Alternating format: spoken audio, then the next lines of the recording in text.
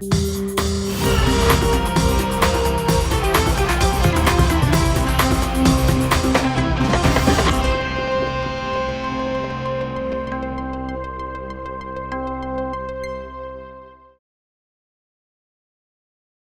pessoal. Segunda-feira, hoje é dia 12 de maio de 2025. Nós estamos começando agora, 7 horas em ponto. Mais uma edição do Seu Desperta, o programa que não atrasa de jeito nenhum. Pode deixar a gente acordar você, porque você não vai perder a hora, tá? Bom dia para vocês. Tivemos um fim de semana de mais tranquilidade no país do que vinha acontecendo nos últimos dias, né? Mas o cenário político continua quente aqui com a entrada de um novo player em cena, que é o ex-presidente Michel Temer, né? A simples menção dele às eleições de 2026 já deixou muita gente de orelha em pé, especialmente os bolsonaristas estão considerando uma afronta falar num candidato alternativo a 2026. E quem seria esse candidato? Seria o próprio Michel Temer, não é isso? Lá nos Estados Unidos, a coisa continua feia para o lado dos imigrantes. Houve a divulgação de um vídeo quase pornográfico em que uma mãe de uma criança brasileira de apenas 2 meses de idade foi presa pela polícia de imigração fascista do Trump. E foi uma cena comovente, cativante, porque a comunidade de uma pequena cidade onde ela morava tentou interferir naquilo e depois fez até um protesto para que os agentes da polícia de imigração fossem expulsos da cidade e não voltassem, porque a cena foi muito grotesca, sabe? Uma mãe andando num carro, retirada à força, tenta fugir. Ela estava acompanhada de uma filha adolescente e uma filha pequena, essa bebê de 2 meses no colo, e não houve piedade nem clemência por parte dos jagunços do Trump lá contra a imigração. Ela foi presa, pode ser deportada e nunca mais vir a ver a filha de 2 anos. Pode uma coisa dessa? Veja só que tristeza é isso que está acontecendo naquele país. Bom, esses são os fatos do dia de hoje. E tem muito mais, é claro, para você, né? Nós vamos ter um monte de notícias aqui sobre a semana em perspectiva que promete muito. E eu vou dar bom dia para o meu amigo Alex. Bom dia, Alex. Bom dia, Panuso. Tudo ótimo. Alex hoje está triste, veio com a camisa do Palmeiras. O que aconteceu, Alex? Palmeiras perdeu ou Palmeiras ganhou? Palmeiras ganhou o gol no último minuto do Vitor Roque e a gente venceu o São Paulo por 1-0. Quer dizer que quem viu o jogo só até ficar desanimado lá pelos 35, 40, se ferrou. Sim. Foi um lance que ele disputou com a defesa, tocou a bola pro Felipe Anderson, o Felipe Anderson chutou, o Rafael fez um milagre, só que no rebote o Tigrinho foi lá e fez o gol e sacramentou a vitória do Palmeiras por 1-0 e retomou a liderança, o Palmeiras com 19 pontos. Muito bom. O que mais que nós tivemos no mundo futebolístico esse fim de semana? Tivemos coisa pra caramba, né? Sim. Vamos lá que os torcedores pegam a fichinha que a gente já vai passar os resultados. O primeiro jogo foi entre Fortaleza e Juventude, 5-0. O Vitória ganhou do Vasco por 2-1. O Grêmio empatou com o Red Bull Bragantino por 1-1. O Mirassol ganhou do Corinthians por 2-1. O Flamengo ganhou de 1-0 do Bahia. O Sport perdeu de 4-0 pro Cruzeiro. O Atlético Mineiro ganhou de 3-2. O Palmeiras ganhou de 1-0. Meus pêsames pro Edu Souza, que tá até agora chorando, falando que não foi pênalti. Essa disputa é engraçada. É muito boa. Continua. O Botafogo ganhou de 4-0. O Palmeiras andou muito tempo sem poder falar nada de ninguém também, né, gente? Então Sim. Deixa eles tirarem um sarro aí dos São Paulinos. Fala, Alex. O Botafogo ganhou de 4-0. E para finalizar a rodada, teremos Santos e Ceará. O jogo será realizado no Allianz Parque, aqui na casa do Palmeiras, em São Paulo. Muito bom. Alex, agora tem uma informação aqui no G1, fantástico de ontem.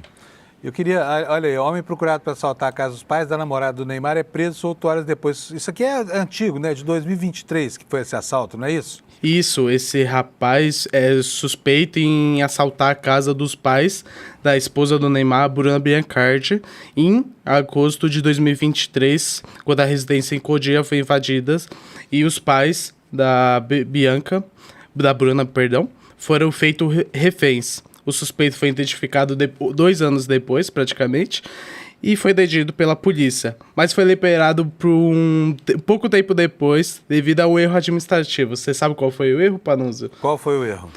O mandado estava expirado e não foi renovado a tempo. Então, o suspeito saiu pela porta da frente da delegacia. Tá, agora só esclarece uma coisa. Qual Bruna que é? A Marquezine ou a Biancardi? A Biancardi. São Então tantas tá bom. Brunas. O Neymar tem um gosto por Bruna, né? Sim. Não se pode criticar. Ou a repetição dos nomes, não, porque são duas mulheres muito bonitas. Sim. Vamos lá então, Alex, que terminamos por hoje, né? Isso, terminamos. Também, só para finalizar, para não esquecer do futebol feminino, teve Cruzeiro contra o Bahia 1-0, Red Bull Bragantino 2, América Mineiro 0 e Ferroviária 1, Corinthians 1 no Brasileirão Feminino. Vamos nessa, Panunzio? Vamos nessa que é bom aberto. O dia já começou e o pessoal está esperando as notícias, né? Gente, olha, antes de mais nada, meteorologia, como a gente faz aqui todo santo dia, né? E olha aí, temos só essa área em amarelo lá no norte do país, a partir do norte do Mato Grosso, norte do Tocantins, pegando aí praticamente todos os estados da região norte, com avisos de chuvas intensas, perigo potencial, não é nada muito grave. E aqui na região de Salvador, continua aqui o aviso do INMET para chuvas intensas. Então essa aqui é a condição meteorológica para hoje, nada de muito grave no Brasil, né? E aqui a parte mais ao sul, sudeste, centro-oeste, vai ter dias bonitos aqui, essa semana, dias de outono, né? Vamos ver agora como é que fica a previsão das temperaturas nas capitais. Vamos ver aqui. Aqui, quando eu preciso que esse troço ande, o portal do INMET não anda, viu? Mas ele já vai andar para vocês aqui, porque, afinal de contas, né, o mundo não para. Deixa eu botar aqui de novo aqui a previsão. Está aqui, chegou na página. Vamos lá, né, Alex? Olha aqui, ó, no sul, tempo com sol céu muito claro. Porto Alegre vai a 24, teve mínima de 12. Florianópolis vai a 23, com 17 mínima. Curitiba vai a 18, teve 11, fez mais frio lá. São Paulo foi de 15 na madrugada, estava bem frio aqui, e irá até 22 graus Celsius, portanto vai ser um dia fresquinho. No Rio de Janeiro, a temperatura foi de 19 irá para 25, na hora mais quente do dia. Em Vitória vai variar de 21 a 25. Em Belo Horizonte, a temperatura máxima será de 23, a mínima também foi de 15, bem fresquinho. Goiânia, a temperatura vai de 19 a 30, Brasília de 15 a 27, Campo Grande de 18 a 30, Cuiabá, nuvens lá, né? 32 de máxima, 20 graus de mínima. Porto Velho, 35 com 23. Que mais aqui? Rio Branco, a temperatura vai de 20 a 30. Manaus, de 24 a 32. Boa Vista, de 23 a 32. Macapá, de 23 a 30 graus Celsius. Belém, de 24 a 31. São Luís terá 32 de máxima, teve 24 de mínima. Fortaleza, 31 de máxima. Aqui essas áreas aqui do litoral do Nordeste, olha, do Ceará até o Rio Grande do Norte, com risco de chuva, tá? Recife terá 31 graus. Maceió, 30. Aracaju, 28. Que mais? Salvador, que é a penúltima cidade aqui faltando, 29 graus. E Palmas, do Tocantins, né? Com muitas nuvens, Palmas não é a última não, hein, gente? Palmas, 34 graus, vai estar bem quente por lá. E Teresina, 1 grau a menos, 33 graus, né? Aqui está dada, então, a previsão do tempo para vocês. Vamos agora saber quais são os destaques no nosso site iclnoticias.com.br, que já está aí na sua tela. O destaque principal é para essa viagem do Lula à China, onde ele vai ter um encontro importante lá com empresários, né? E bastante prolífica essa viagem do Lula, porque já há uma montadora anunciando que vai produzir carros aqui no estado de Goiás. Já a gente vai ver o que é isso, tá? Mas vamos ver aqui o primeiro destaque sobre a agenda do Lula. Primeiro dia de visita oficial do presidente brasileiro será focado em negócios, diz a manchete do ICL, com informações da Agência Brasil. Quais são as informações? O presidente Lula tem uma agenda repleta de encontros com empresários nesta segunda em Pequim, onde cumpre uma visita oficial nos próximos dias. Segundo o Palácio do Planalto, ele vai se encontrar com CEOs, né, que são os diretores executivos de duas grandes empresas chinesas.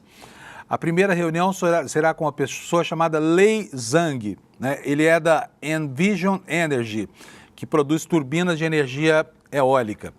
Em seguida, ele recebe Sheng Fubo, a empresa dele é a Norinco, uma corporação industrial que atua nos setores de defesa, automotivo, fabricação de máquinas, produtos químicos e eletrônicos, entre outros. Portanto, é um grupo que tem um escopo de atividade gigantesco, né?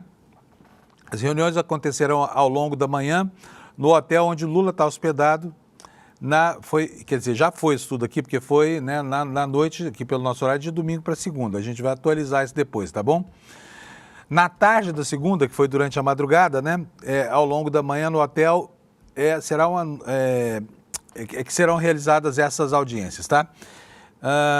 Lula prossegue com a agenda empresarial, participando de encontro com representantes de empresas do setor de saúde, seguindo da assinatura de acordos. E no fim do dia, também já deve ter acontecido, o presidente brasileiro participa do encerramento do Seminário Brasil-China, que reúne empreendedores de ambos os países. Na terça-feira, ou seja, hoje à noite, né, a visita oficial terá continuidade com a participação do presidente brasileiro na cúpula dos chefes de Estado e de governo na Comunidade de Estados Latinos, Americanos e Caribenhos, CELAC, com o governo da China.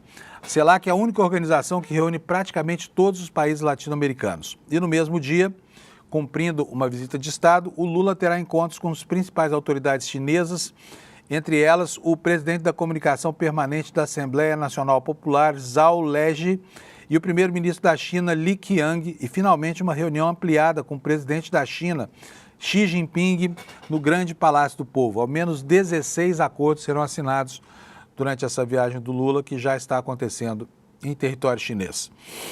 Vamos voltar para os destaques aqui do ICL, porque tem muita coisa hoje, muita notícia importante, né? E eu vou aqui para esse destaque internacional para introduzir aqui as informações sobre o horror que está acontecendo lá nos Estados Unidos em relação a essa política neonazista da anti-imigração, né? Tem dois fatos marcantes lá. O primeiro é que o governo dos Estados Unidos, né, mantém a sua política de deportações e insiste no objetivo de se transformar no fascínora que mais expulsou gente do território americano na história, né? E aos poucos está conseguindo, com a onda de terror que espalha por lá, assustar todo mundo, inclusive a comunidade brasileira, que a gente já vai falar sobre o que está acontecendo lá, tá? Mas vamos voltar aqui, olha. Brasileiros falam sobre o cerco de Trump agora não aos estrangeiros, mas sim às universidades, né? Onde acontecem igualmente deportações, censura e medo do futuro, porque isso desestabilizou profundamente a comunidade, especialmente a comunidade internacional congregada por essas academias, mas também a comunidade acadêmica americana, né? Então aqui a matéria do ICL fala que alunos e professores brasileiros estão relatando medo e insegurança com políticas do presidente republicano para o ensino superior. O que está acontecendo lá, gente, é uma verdadeira caça às bruxas, né? O governo Trump se autoproclamou um cruzado aí contra o progresso científico e está levando a efeito totalmente a sua política de preconceito e discriminação de minorias lá, que ele chama de política DEA, né?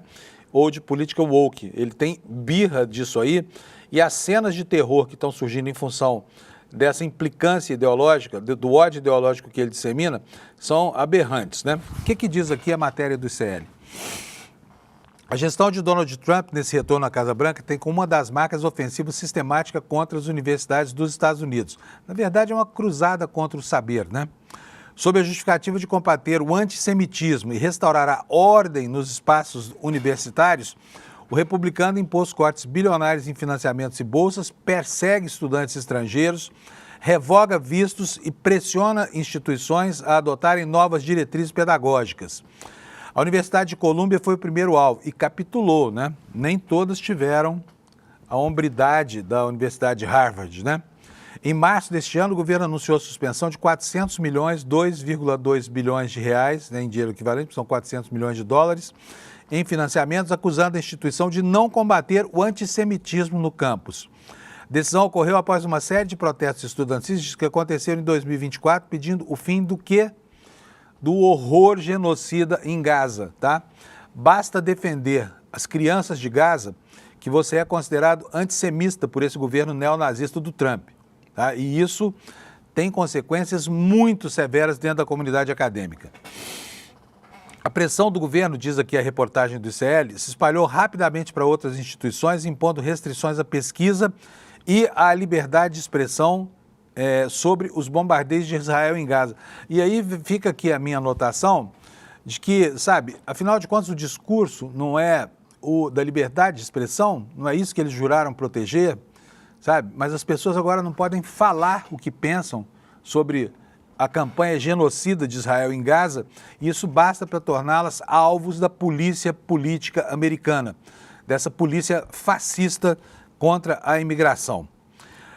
A Universidade de Harvard, que é uma das mais afetadas, teve 2 bilhões e 300 milhões de dólares, o que equivale a mais de 13 bilhões de reais, em financiamentos congelados. Por quê? Porque resistiu às exigências do governo para alterar o currículo e também as normas de admissão de novos estudantes. Além disso, Donald Trump ameaçou revogar o seu status de isenção fiscal, justificando que a universidade merece.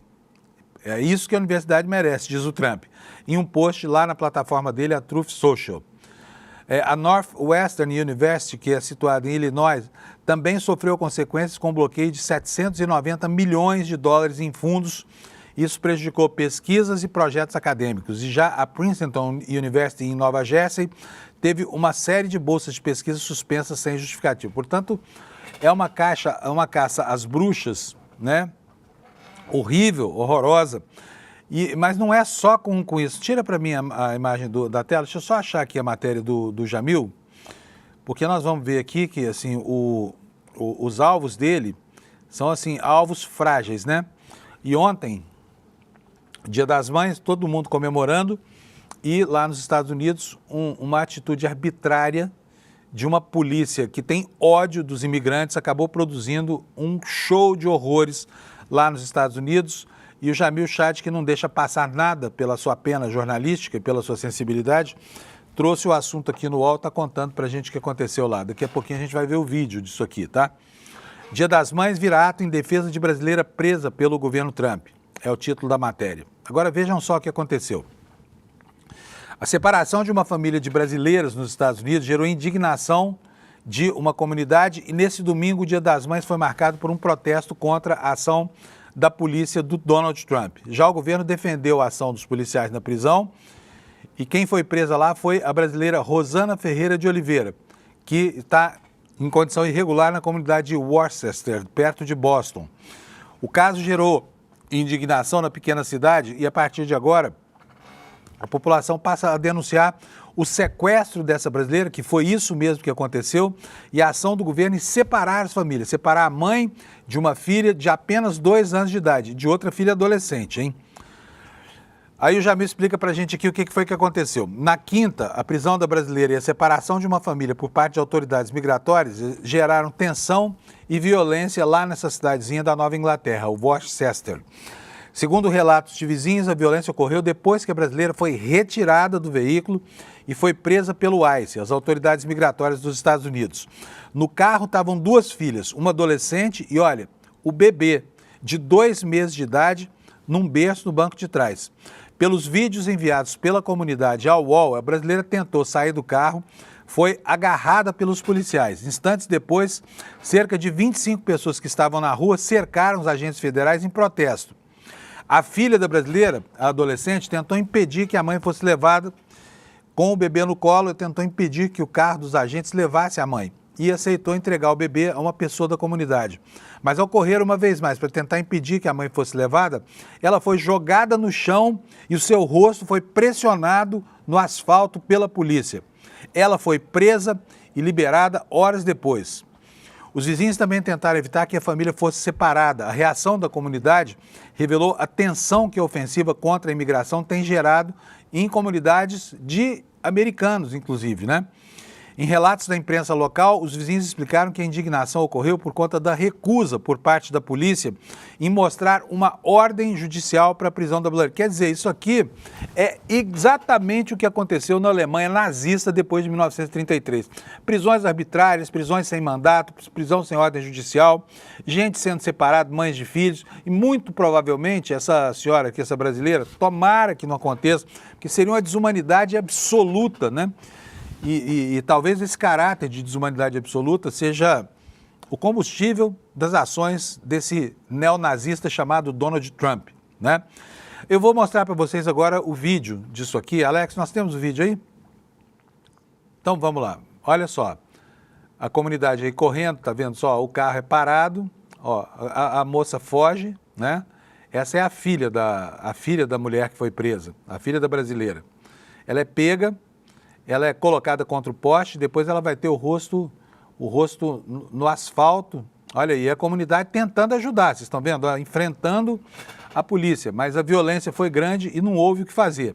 Acabaram prenderam a mãe, prenderam a filha, separaram o bebê que ficou na mão da comunidade. Uma coisa horrorosa isso que aconteceu. O que diz aqui a continuidade quando você vê o vídeo? Pode deixar o vídeo tocando aí, para que nosso horror possa ser exercitado logo nas primeiras horas dessa segunda-feira. Ethel Haxiaj, vendedora da cidade, ficou indignada, cidadã americana.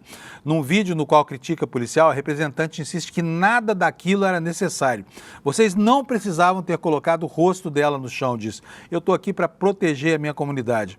A polícia também prendeu Ashley Spring, de 38 anos, uma ativista local do segmento da educação. Foi acusada de empurrar, tadinhos desses trogloditas, não é não? Foi acusada de empurrar os policiais quando tentavam prender a jovem e jogar uma substância líquida sobre eles, uma substância líquida desconhecida. Uma declaração do administrador da localidade, que se chama Eric Batista, confirmou a tensão. Ele disse o seguinte: a série de eventos foi sem dúvida perturbadora e a filmagem de uma família sendo separada é angustiante. E aqui o Jamil nos conta também o que disse o governo Trump sobre essa cena horrorosa, sobre essa cena, né, horrível, da truculência fascista lá, deportando gente dessa forma. O Departamento de Segurança Interna dos Estados Unidos divulgou uma declaração na qual acusa a mulher, de agressão e agressão com arma perigosa e agressão a uma vítima grávida. Não há qualquer explicação sobre quando esse caso teria ocorrido e nem se estaria relacionado ao momento da operação. Ou seja, portanto, deve ser mais uma rematada mentira desse governo fascista que odeia e está expurgando estrangeiros, inclusive brasileiros. Na mesma declaração, o governo também acusou a vereadora Ethel Haxiaj, que protestou durante a violência no ato, porque, segundo as autoridades federais, ela teria usado o caso para fazer uma manobra política e disse que ela havia incitado o caos ao tentar obstruir a aplicação da lei. Os agentes do ICE e a polícia local recuperaram o controle da situação e o ICE prendeu Ferreira de Oliveira, foi o que disse aqui o governo americano, que não se cansa de provocar pavor, medo e pânico em todos e também na comunidade brasileira, né? O assunto foi anotado, eu vou mostrar para vocês, pode botar minha página no ar, por favor? A deputada Duda Salabert fez aqui uma tuitada, né? A Duda, que é uma ativista, está sempre atenta ao que está acontecendo. Ela disse o seguinte: olha, as imagens são revoltantes. Uma mãe brasileira foi arrancada do carro e presa com brutalidade ao ser deportada em Massachusetts sob ordens da Polícia Migratória de Trump. A filha dela, de 16 anos, foi ao chão com um bebê no colo. As famílias estão sendo separadas, já são mais de 50 prisões desse domingo, centenas de relatos de perseguição a imigrantes, segundo uma organização de apoio local. Acionei, diz aqui a Duda Salabert, o Itamaraty, para que esse caso seja acompanhado de perto. O Brasil precisa proteger seus cidadãos. Não podemos, diz a deputada, normalizar a violência e o racismo contra imigrantes nessa tristíssima quadra do tempo, né? Em que pessoas que vão tentar a vida numa nação que suga o mundo são tratadas dessa forma. Mas olha, gente, não é todo mundo que é tratado assim, tá? Não é, não. Tem coisas acontecendo lá que até Deus duvida. Por exemplo, isso aqui que está na capa de hoje do The New York Times, enquanto fecha as portas para mães de crianças com 2 anos que pretende deportar, enquanto manda gente para um campo de concentração em El Salvador, enquanto reativa o outro campo de concentração, que é o presídio de Guantánamo, e fala em ativar um presídio em São Francisco, na ilha de Alcatraz, né, os Estados Unidos abrem as portas para os brancos africanos, os brancos racistas africanos, que durante décadas segregaram a população negra e agora se dizem vítimas de perseguição porque não toleram viver num país de maioria negra, com leis para proteger essa maioria negra dos arroubos e da fúria com que foram tratados ao longo da história, né?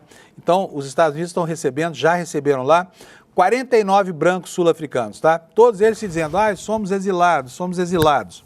Vamos ver a manchete aí do New York Times, o que diz: sul-africanos brancos recebem status de refugiados de Trump e vão para os Estados Unidos. Ou seja, o Trump inverteu a coisa. Ao invés de proteger as minorias vulneráveis mesmo, agora ele protege as maiorias opressoras, tá? E está recebendo nos Estados Unidos a borra, a escória da humanidade, são esses racistas sul-africanos lá. É o único país que recebeu até agora, né, um alento em relação à aceitação de emigrantes, ou de asilados, ou de refugiados, como queira. E porque, muito provavelmente, não só por causa do racismo expresso do Trump, como também de alguma pressão do Elon Musk, que é sul-africano, e diz que os brancos lá do país dele estão sofrendo um regime de opressão incrível lá por parte da maioria negra, o que, na verdade, é mentira. Os jornais da África todos são unânimes em desmentir, né? Mas vamos voltar ao New York Times aqui, que é um jornal branco, né? Lá das elites brancas dos Estados Unidos, também indignado com isso, tá? O que diz aqui a matéria? Um avião fretado, financiado pelos Estados Unidos, transportando dezenas de sul-africanos brancos que alegam ter sido vítimas de discriminação em seu país de origem, partiu de Joanesburgo nesse domingo rumo aos Estados Unidos, onde o governo Trump recebe como refugiados. A saída dos sul-africanos brancos, que dizem ter tido seus empregos negados, né? Empregos negados. Quantos negros será que deixaram de trabalhar porque os brancos discriminaram na história? Mas, enfim, eles dizem que tem sido alvo de violência por causa da sua raça, e isso, na opinião dos beneficiários desse acordo, foi um acontecimento notável na redefinição da política externa dos Estados Unidos pelo presidente Trump. Trump suspendeu praticamente todas as admissões de refugiados para pessoas que fugiam da fome, de guerras, de lugares como o Sudão, como a República Democrática do Congo. Só que ele criou um caminho rápido para a entrada dos tais afrikaners, né? Uma minoria étnica branca que criou e liderou o brutal regime do apartheid na África do Sul. Observa aqui o jornal The New York Times. O processo de refúgio continua a levar anos, mas apenas 3 meses se passaram desde o momento em que Trump assinou um decreto estabelecendo o status de refugiado para afrikaners até o primeiro grupo chegar aos Estados Unidos. E aqui, eu não preciso ler mais para vocês entenderem que até a imprensa branca americana ficou chocada com essa aceitação desses afrikaners lá, porque são gente retrógrada e reacionária demais e patrocinaram todos os horrores que a gente viu acontecer na África do Sul, né? Até que a maioria negra retomasse lá as rédeas da política e o controle do país. E nunca se ouviu falar em discriminação de brancos, tá? Nunca. Eu vou até colocar aqui para vocês algumas informações de um jornal da África do Sul chamado The Citizen, né? O jornal tenta tratar com equilíbrio aqui o assunto, mas a gente vê que logo na manchete aparece aqui, olha, uma foto de um protesto feito lá na África do Sul, né? A favor desses africanos, tá? Aí, ó, refúgio, please, refúgio lá nos Estados Unidos. Trump, help, pedindo socorro para o Trump. É essa gente aqui, horrorosa, que o Trump está admitindo lá nos Estados Unidos, né? E aqui a matéria já diz que os africanos chegaram, já desembarcaram lá nos Estados Unidos. Vamos ver aqui o que fala, no que nos conta a matéria principal. Ela diz o seguinte, olha, o CEO do Africa Forum, Carly Creel, não se comprometeu ontem sobre se apoiava os africanos que aceitassem a oferta ao lado do presidente dos Estados Unidos e que estão pretendendo ir para a América como refugiados, para fugir dos que alguns afirmam ser um genocídio contra brancos, genocídio contra cidadãos brancos e contra os afrikaners em particular. Os afrikaners se distinguem da população branca em geral pelo seu racismo e também porque são a população prevalente nos meios rurais sul-africanos, né?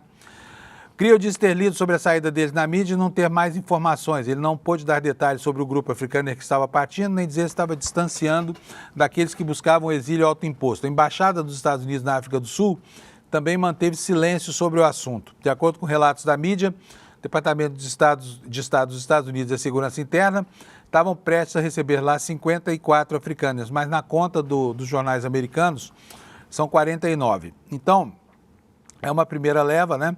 O Trump autorizou a concessão de até 1.000 vistos de entrada para esses africanos aí. Por enquanto, 20 avos já seguiram nesse primeiro voo. Vamos voltar para os outros jornais aqui, porque tem outras informações sobre coisas aberrantes lá que eu tenho certeza que você gostaria de saber, né? E gente, uma delas diz respeito a um escândalo falo sempre aqui, tem coisas que são advocacia administrativa, crime previsto no Código Penal brasileiro, que nos Estados Unidos não existem, sabe? E aqui no Brasil dariam cadeia, dariam impeachment e tudo mais. O que o Trump está prestes a fazer com um dos principados lá do mundo árabe é algo inacreditável. Nem o Bolsonaro talvez fosse capaz de uma engenharia com essa, dada a mesquinhez dessa operação. Está aqui na capa do New York Times, tá? Trump está prestes a aceitar um avião, um 747 de luxo do Catar para uso como Air Force One, a Força Aérea número 1, tá? E o jornal assinala que o plano, o jornal está sendo até suave aqui com o Trump, assinala que questões éticas substanciais, dado o valor e a intenção do presidente Trump de assumir a propriedade do avião depois de chegar ao cargo. Ou seja, o Trump quer aceitar o avião que o Catar está dando, mas quer ficar com ele depois. Ou seja, é meu. Entendeu? Vai virar Air Force One, os Estados Unidos vão botar um monte de coisa lá dentro, um monte de equipamentos bilionários, transformar esse avião 747 num palácio voador, né? E depois acabou o governo, Trump leva embora para casa. Isso nem a opinião pública americana é capaz de digerir, né? Aí fica aqui a pergunta, como é que pode alguém ser tão abusado a ponto de propor? Porque, olha, os aliados dele, nem esses acham isso uma coisa normal, né? Enfim, e aqui a manchete sobre os sul-africanos. Os sul-africanos brancos recebem status de refugiados de Trump e vão para os Estados Unidos. Vocês querem ver o que diz aqui essa matéria? Eu vou ler para vocês aqui, ó. Eu vou ler aqui a matéria sobre esse presentinho que esse folgado do Trump está se autodando, né? Está se autodoando. Trump está prestes a aceitar um 747 de luxo do Catar para uso como Força Aérea 1. O plano levanta questões éticas, dado o imenso valor do avião, mais de 2 bilhões de reais, de dólares, né?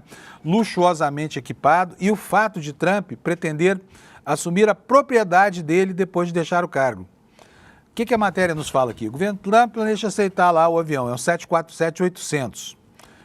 O que o tornaria um dos maiores presentes estrangeiros já recebidos pelo governo dos Estados Unidos, disseram várias autoridades americanas com conhecimento do assunto.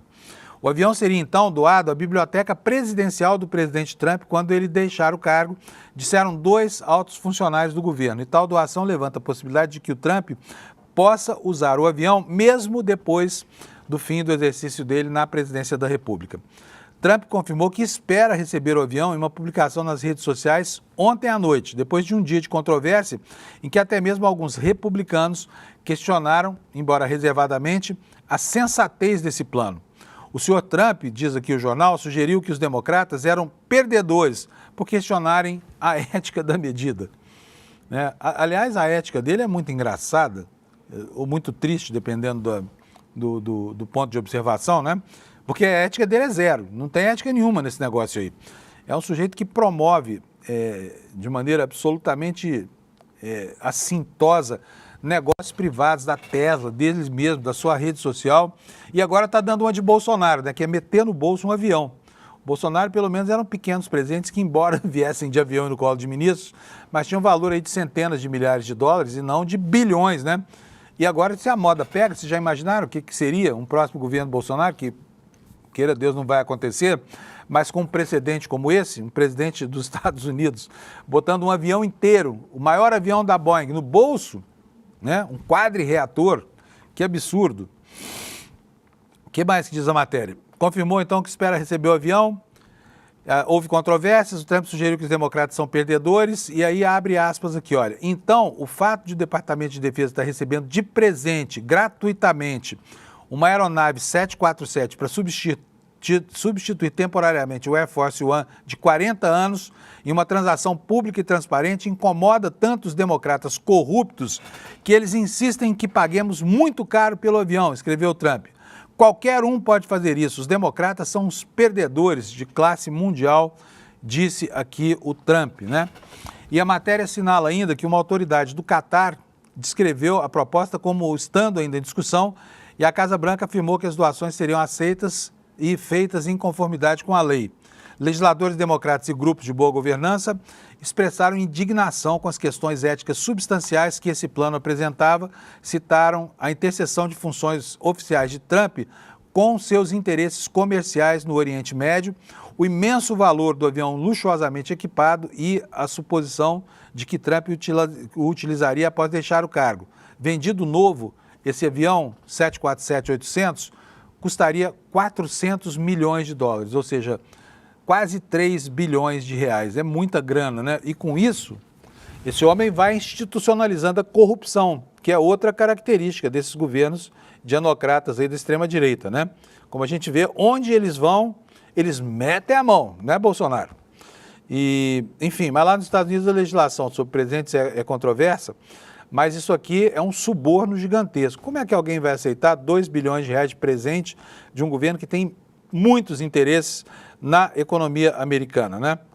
Olha, aqui tem uma outra informação na matéria de que a ABC News, né, a segunda rede americana, informou na manhã de domingo que a doação do avião seria anunciada nos próximos dias, enquanto Trump realizar uma viagem internacional prolongada a 3 países do Oriente Médio, um deles o Catar. O que será que os sheiks lá do Catar vão obter do Trump em contrapartida a essa doação, né? O que será? Porque aqui no Brasil eles conseguiram fazer excelentes negócios depois da doação de reloginhos, mas sabe, né, a julgar pela disposição de presentear, tratam-nos aqui, até na hora de estabelecer o tamanho do valor dado aos ladrões, como se nós fôssemos ainda aquelas pessoas que recebiam espelhinhos em troca de ceder o território nacional para qualquer espertalhão que aparecesse por aí, né? Então, não sei o que você acha disso, mas seja lá o que for, com certeza não é coisa boa, né? Ainda no plano internacional, saindo da área dos escândalos aqui, nós temos uma outra informação, a de que os próximos 90 dias, Estados Unidos e China vão resolver o problema das tarifas. A informação está na capa de praticamente todos os jornais estrangeiros, mas está aqui também na capa do The Guardian da Inglaterra, que é o jornal que eu vou usar para falar para vocês.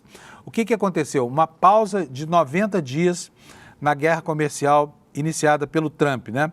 E as tarifas estão sendo reduzidas em 115%, quer dizer, trazendo de novo a discussão sobre as tarifas recíprocas para o patamar da realidade, algo que não é escorchante, algo que não mata a economia de nenhum dos dois lados, porque provavelmente a essa altura do campeonato, o Trump percebeu a força que a China tem, a força do comércio chinês e mais do que isso, né, a necessidade que os Estados Unidos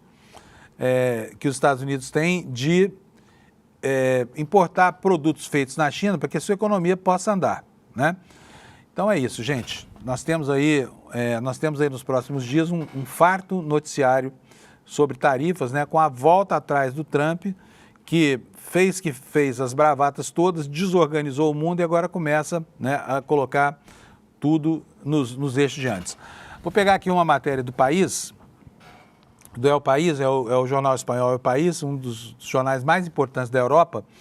E aqui, olha, vem aqui algo que afeta aquilo que a gente estava falando logo no começo do programa, sobre a política de deportações e os satélites, né, desse neonazismo no continente, a começar pelo mais voluntarioso desses subordinados de Trump, que se ofereceram para aceitar tudo que os Estados Unidos fizessem lá, que chama Nayib Bukele, esse que está aqui do lado do Trump e é um sujeito muito estranho, presidente lá de El Salvador.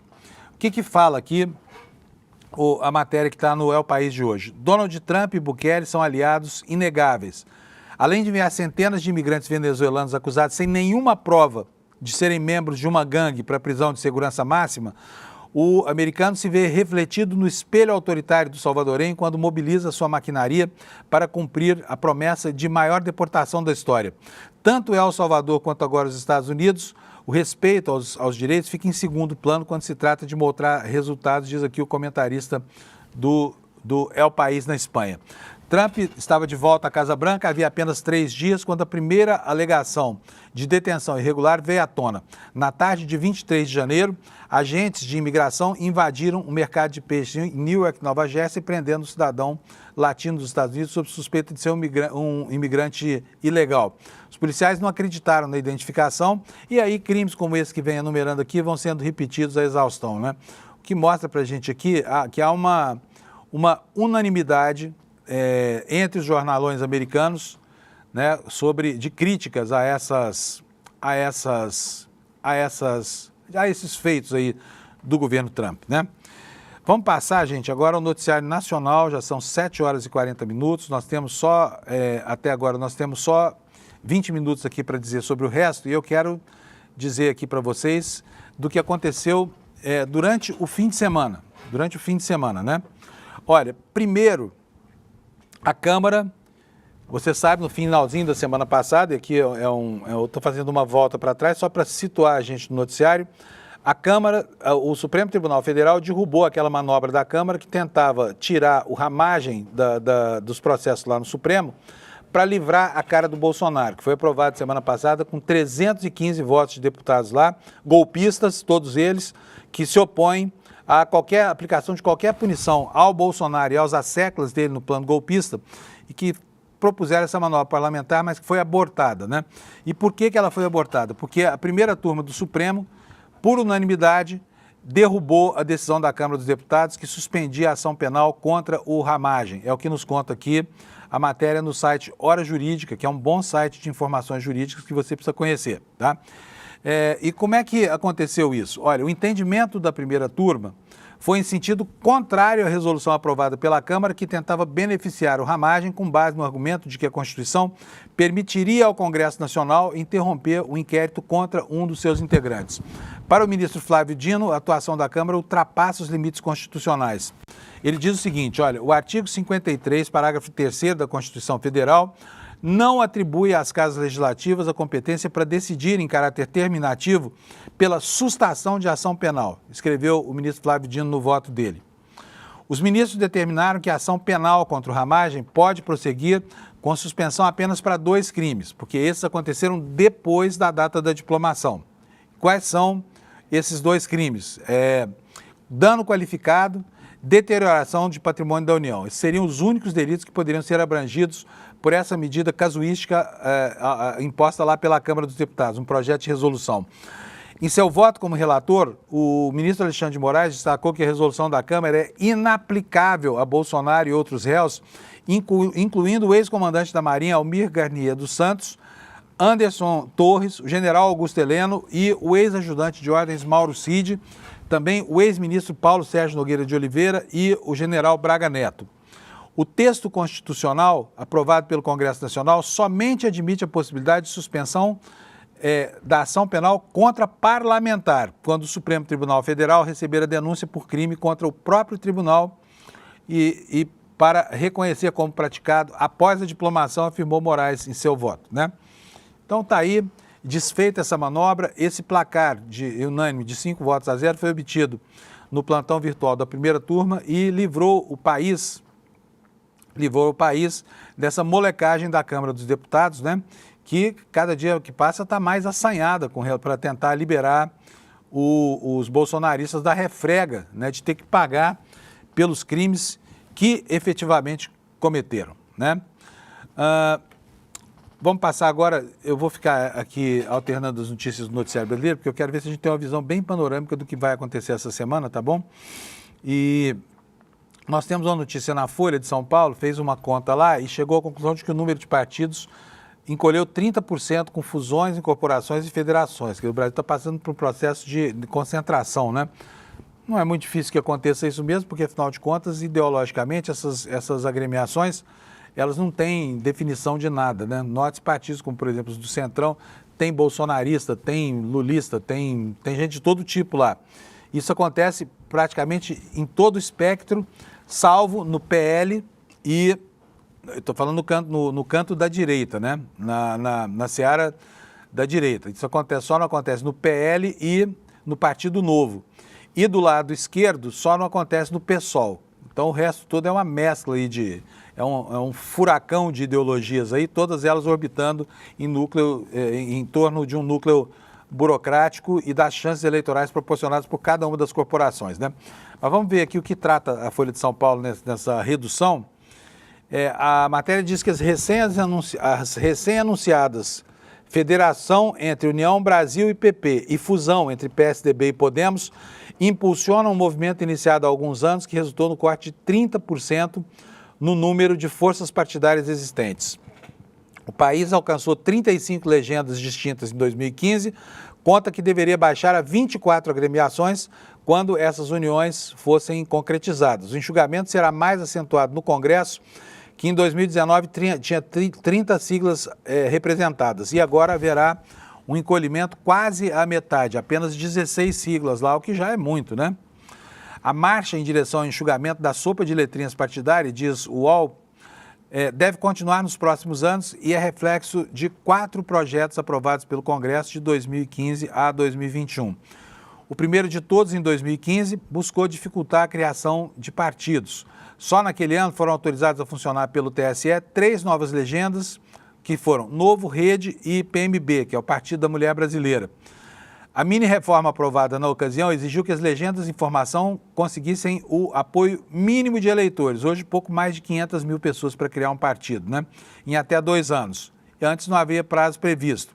Sendo que nenhum dos partidos poderia sendo que nenhum desses assinantes das moções de criação dos partidos poderiam ser filiados a partidos já existentes, sendo que antes isso era possível.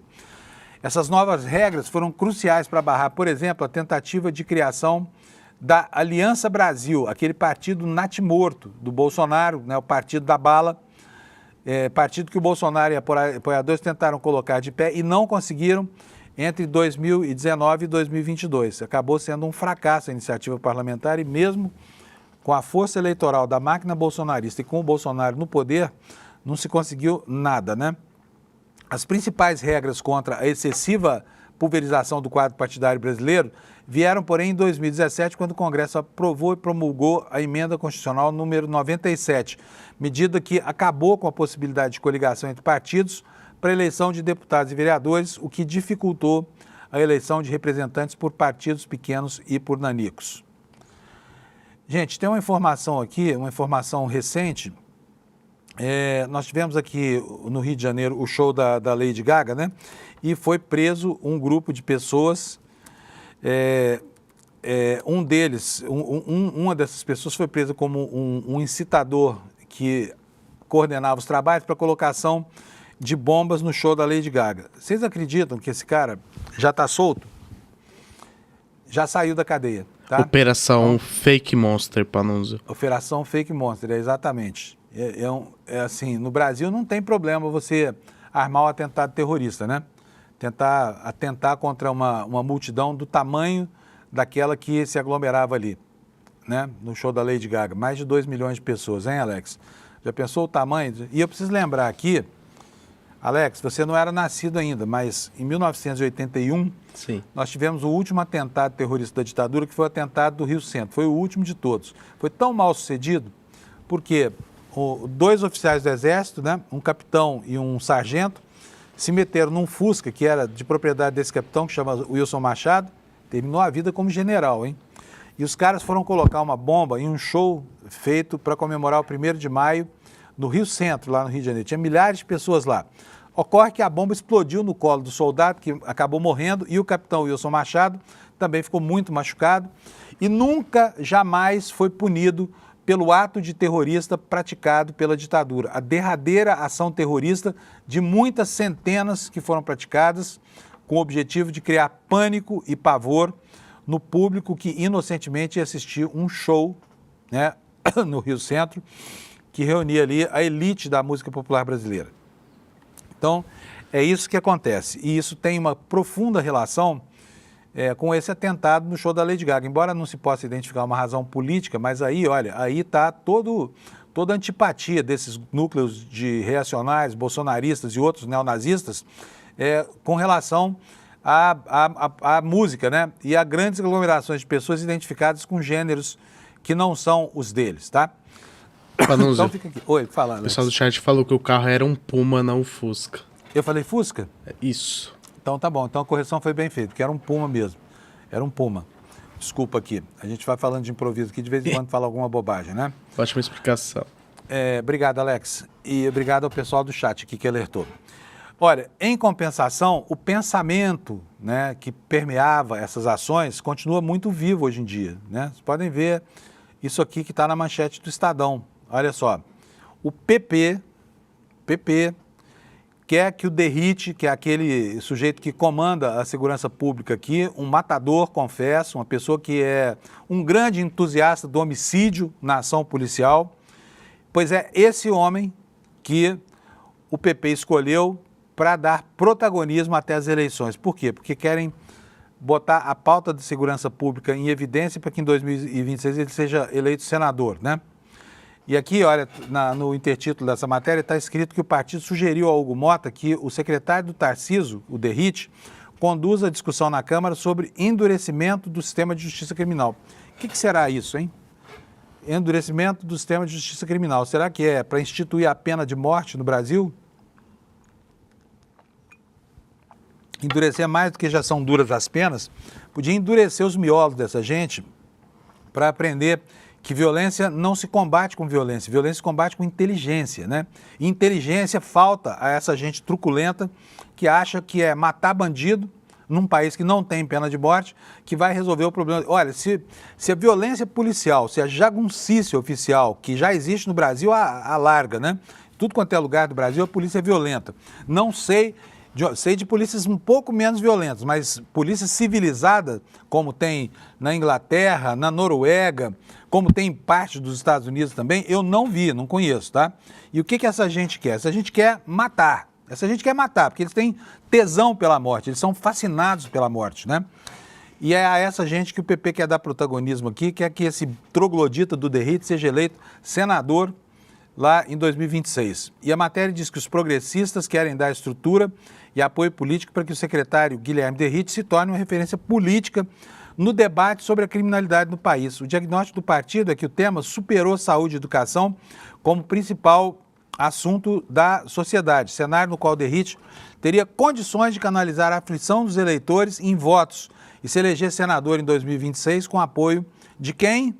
Jair Bolsonaro e o seu filhote Tarcísio de Freitas, governador de São Paulo. Derrite estava no PL e acertou o retorno ao PP. Filiação seria oficializada em evento nessa quinta-feira, 8, mas foi adiada para o próximo dia 22 para que o Tarcísio e os 49 deputados federais da sigla possam comparecer. O ex-presidente da Câmara, Arthur Lira, óbvio, não podia faltar num regabofe como esse, né? E quem mais vai estar lá? Segurem as carteiras, Valdemar da Costa Neto, né? Valdemar da Costa Neto. E junto com ele, Gilberto Kassab, que esperto que é, não deve levar a carteira no evento. Presidentes do PL e do PSD, respectivamente, também foram convidados.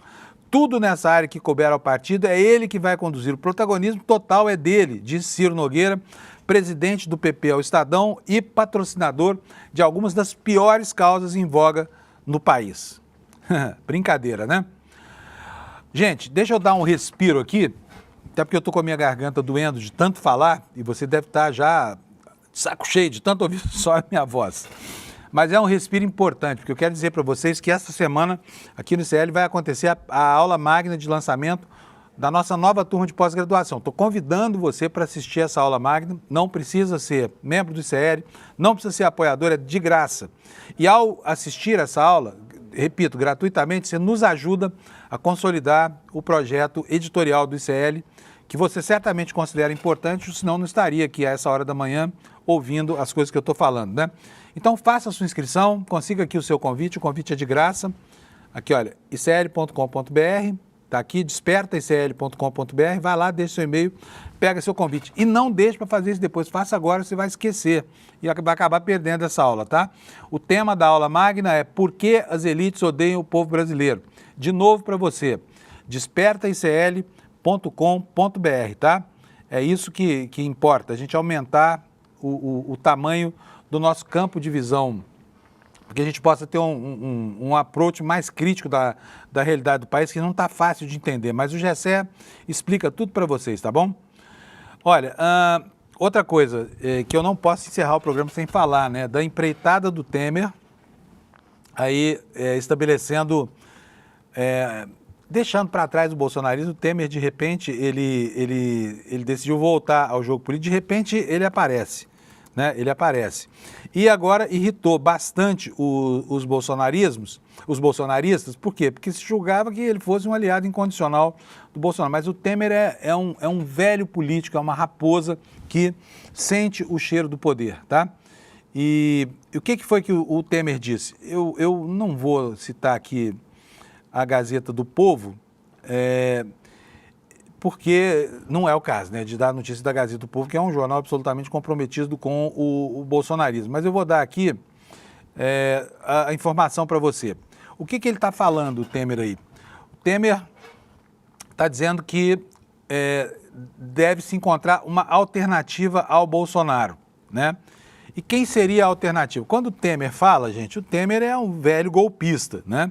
Ele está falando de algo que passa sempre pelo foco de visão dele, pela lente ideológica e pelo pragmatismo político dele.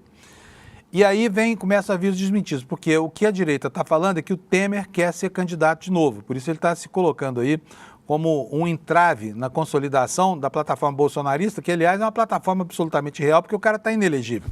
Mas vamos ver aqui o que está dizendo a imprensa de direita, tá? O que está dizendo a imprensa de direita? Na Jovem Pan, Temer descarta a possibilidade de se candidatar à presidência em 2026. O ex-presidente declarou que durante seus 32 anos de vida pública ocupou praticamente todos os cargos, incluindo a presidência do Brasil, e por isso confessou que não possui mais disposição para tanto, o que obviamente não é verdade, né? Então temos de volta ao proscênio o senhor Michel Temer, né, fazendo aqui um jogo, dando entrevistas, essa coisa toda, querendo assumir o protagonismo para que ele, provavelmente ele, volte a colocar o seu nome entre aqueles que estão no jogo, o que, aliás, é uma miragem. Isso não vai acontecer. Afinal de contas, ele é o presidente mais impopular da história do Brasil e os reflexos das atitudes dele, deploráveis, aliás, estão aí contaminando as nossas instituições, todo o trabalhismo, né? O sindicalismo brasileiro, que praticamente ele botou a perder, enfim. Outro assunto, a indenização das vítimas desse escândalo pavoroso do INSS, né? Já existe agora uma definição sobre por onde começa a devolução do dinheiro roubado por essa quadrilha que se abrigava no governo desde os tempos de Bolsonaro e até semana retrasada, pleno governo do Lula. O Estadão está nos informando aqui que os pensionistas devem começar a ser ressarcidos da fraude no próximo pagamento e quem disse isso foi o vice-presidente da República, né?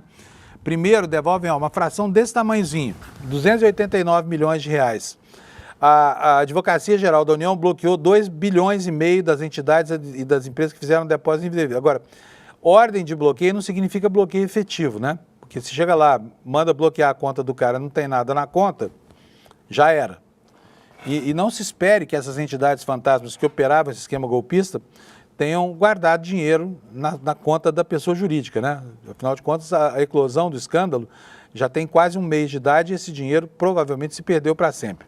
Mas a matéria diz o seguinte: os pensionistas do Instituto Nacional do Seguro Social que tiveram descontos indevidos devem começar a ser ressarcidos já a partir do próximo pagamento, quando serão devolvidos 298 milhões, disse o vice-presidente Geraldo Alckmin ontem, domingo. Segundo ele, a Advocacia Geral da União pediu o bloqueio de 2,5 bilhões em dinheiro e bens das entidades e das empresas para ressarcir os aposentados e os pensionistas, que não autorizaram qualquer desconto, mas foram lesados. E, além disso, o vice-presidente voltou a dizer que o problema começou na gestão anterior e o governo atual tem atuado para devolver os valores descontados indevidamente e punir os envolvidos na fraude. Aqui só vai um reparo, o problema realmente começou lá para trás, teve uma belíssima ajuda da Câmara dos Deputados, que aumentou o tempo desses contratos aí, feitos à revelia do contratante, né, que no caso é o beneficiário das aposentadorias do INSS, mas perdurou durante o governo Lula. Isso é algo imperdoável, já caiu ministro, que ninguém consegue explicar como é que algo que já era conhecido há tanto tempo e notoriamente conhecido há pelo menos um ano, não gerou nenhuma consequência, né? E acabou, enfim, saindo só agora, muito atrasado, né? Com tanta gente lesada assim, fornecendo mais material para críticas da extrema-direita a respeito do governo Lula. Bom, são 7h59, vai dar 8 horas aqui, eu quero me despedir de vocês.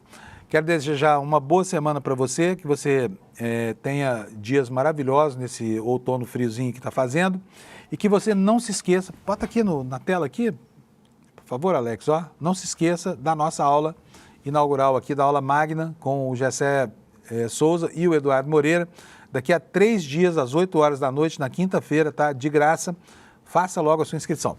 Bom dia para vocês, até amanhã, gente. Boa semana para todo mundo. Por que as elites odeiam tanto o povo brasileiro? Segundo essas elites, as cidades de fora são sempre as melhores, as pessoas lá são mais educadas, honestas, bonitas. Cidade boa é Miami, comida e cultura de valor só na Europa. É sobre esse tema e a explicação disso que farei a próxima aula magna da pós-graduação do ICL, Repensando o Brasil, Sociedade, Política e História. A aula Por que as elites odeiam o povo brasileiro será no dia 15 de maio, na quinta-feira, às 20 horas. É uma aula de graça e aberta ao público. Uma oportunidade única para você conhecer essa pós que é revolucionária. Participe desse momento especial com o ICL e a FESP São Paulo.